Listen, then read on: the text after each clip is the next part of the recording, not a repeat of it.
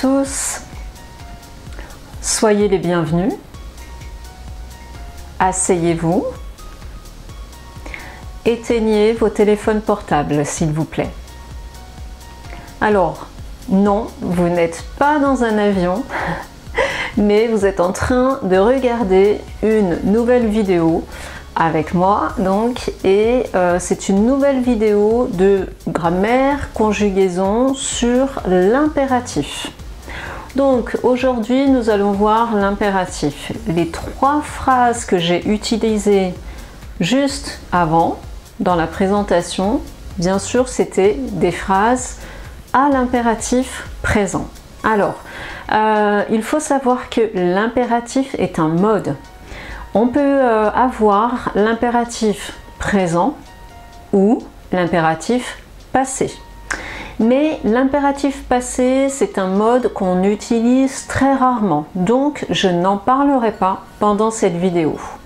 Donc, je vais plutôt parler aujourd'hui de l'impératif présent, puisque c'est le mode qu'on utilise le plus souvent. Et pour ce qui est de l'expression orale, bien sûr, on va utiliser et on utilise énormément l'impératif présent. Alors, l'impératif présent, quelles sont ses utilisations? Comment peut-on l'utiliser? Alors, l'impératif présent va servir à exprimer d'abord un ordre. Par exemple, taisez-vous. Ça, c'est un ordre. Ou une interdiction. Ne fumez pas dans cette pièce, s'il vous plaît. L'impératif présent peut aussi exprimer un conseil. Faites du sport régulièrement si vous voulez être en forme. L'impératif présent, l'impératif peut aussi exprimer un souhait. Si je dis à une personne « passe un bon week-end », j'utilise l'impératif présent. En ce qui concerne la conjugaison de l'impératif présent, alors il faut savoir qu'on va conjuguer l'impératif avec seulement l'équivalent de 3 personnes. Le tu, le nous et le vous. Et la particularité de l'impératif, c'est qu'on ne place pas les pronoms devant le verbe. Il n'y a pas de pronom devant le verbe. Par exemple, quand je dis « soyez les bienvenus », il y a juste le verbe être, soyez. Vous n'avez pas le pronom avant. C'est la même chose lorsque je dis par exemple « faites du sport régulièrement ». Vous n'avez pas le vous avant le verbe. Donc le vous n'existe pas, il n'y est pas. Pour la phrase aussi « passe un bon week-end », je n'ai pas non plus le pronom tu devant le verbe. Voilà. Pour la conjugaison, plus particulièrement avec l'impératif présent, il faut savoir que c'est à peu près la même chose. Alors je dis à peu près parce que vous allez voir qu'il y a toujours des petites différences qu'on peut trouver. Mais il faut savoir que c'est à peu de choses près la même chose que les conjugaisons au présent de l'indicatif. Par exemple, lorsque je dis faites du sport, c'est exactement la même chose. Donc à l'impératif présent et au présent de l'indicatif. Lorsque je dis éteignez vos téléphones portables, c'est la conjugaison éteindre du verbe éteindre est exactement la même, donc à l'indicatif présent. Attention pour les verbes du premier groupe, c'est-à-dire pour les verbes en ER, les verbes qui se terminent par ER. À l'impératif présent, on doit, et c'est la différence avec l'indicatif présent, le présent de l'indicatif, à l'impératif on va enlever le S. Par exemple, à l'impératif, lorsque je dis passe une bonne soirée, donc vous pouvez voir écrit la phrase passe, je n'écris pas, à la fin il n'y a pas de S. Voilà.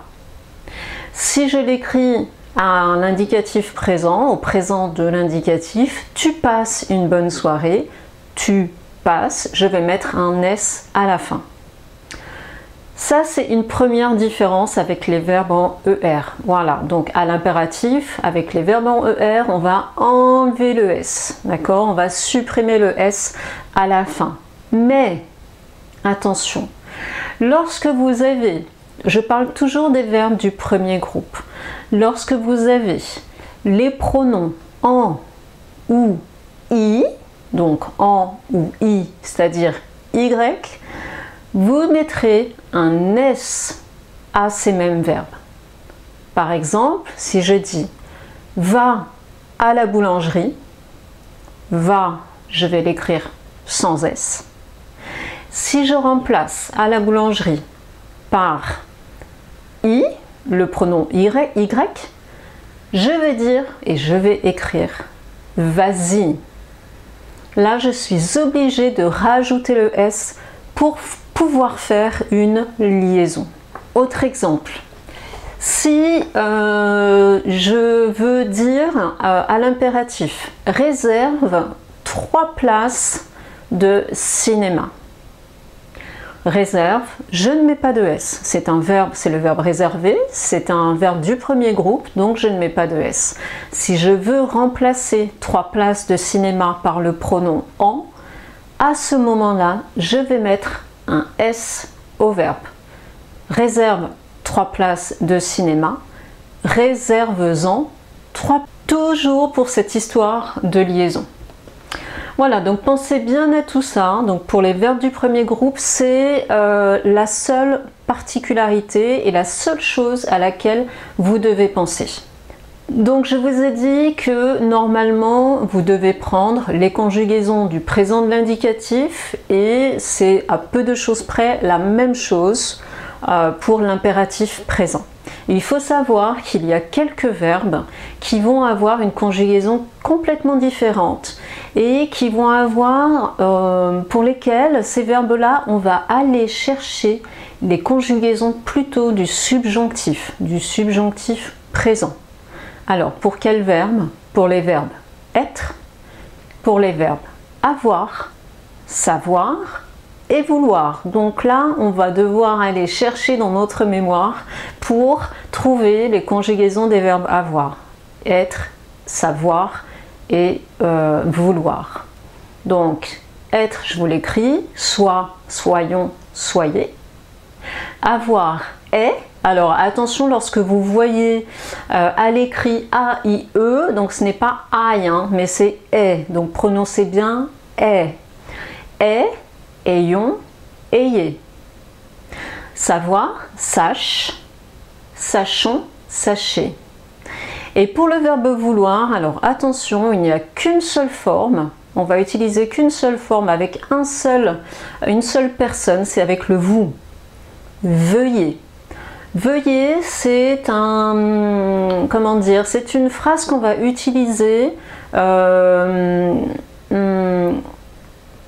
politesse. Voilà, donc pour utiliser le verbe vouloir, mais c'est un vouloir, le verbe vouloir de politesse, donc qu'on va plutôt utiliser à l'écrit.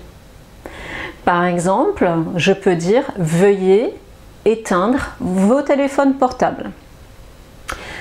Je ne sais pas si vous avez déjà vu, mais ça se fait très souvent et très régulièrement. Vous avez quelquefois, donc quand vous entrez quelque part, par exemple chez le médecin ou je ne sais pas où, dans un quelconque lieu peut-être administratif, il y a des panneaux qui sont sur le mur, ou des affiches qui sont sur le mur et il y a écrit sur ces affiches « Veuillez éteindre vos téléphones portables » ou alors « Veuillez fermer la porte s'il vous plaît ». Donc ça, « Veuillez », c'est quand même, c'est une formule, une phrase de politesse. Voilà, pour demander bien sûr de faire certaines choses. Vous avez aussi la formule à l'écrit dans la correspondance. Donc lorsqu'on écrit à quelqu'un par exemple, donc c'est une phrase de politesse, donc c'est très formel, c'est la phrase veuillez agréer mes salutations distinguées. Donc, vous savez que c'est une phrase qu'on utilise énormément à l'écrit lorsqu'on écrit une lettre. Alors on va voir maintenant la place des pronoms dans la conjugaison. Lorsque le verbe est à la forme affirmative, à l'impératif, le pronom va se placer après le verbe. Par exemple, si je dis à une personne « écoute-moi », donc écoute le verbe et moi ensuite. Je peux dire par exemple aussi « détends-toi ». Détends-toi. Donc le pronom « toi » est placé après le verbe aussi. Je peux dire « parle-lui », parle-lui. Voilà, donc le pronom « lui » est toujours placé après le verbe. Attention, à la forme négative, tout est inversé. Donc le pronom, il va passer avant le verbe. Tout à l'heure, je disais « détends-toi ». À la forme négative, « ne te détends pas ». Alors, ça ne veut pas dire grand-chose, ma phrase, mais c'est simplement pour vous montrer que la place du pronom change, que ce soit donc à la forme affirmative ou à la forme négative. Donc, ne te détends pas, par exemple. Téléphone-moi, ne me téléphone pas. Voilà. Parle-lui, ne lui parle pas. C'est tout pour cette leçon sur l'impératif. Je pense que c'est assez complet. Donc sur l'utilisation et sur la conjugaison donc de l'impératif. J'espère que tout ça c'est bien clair pour vous. Voilà, donc moi je vous souhaite une très bonne journée et je vous dis à très bientôt pour une nouvelle vidéo. Salut!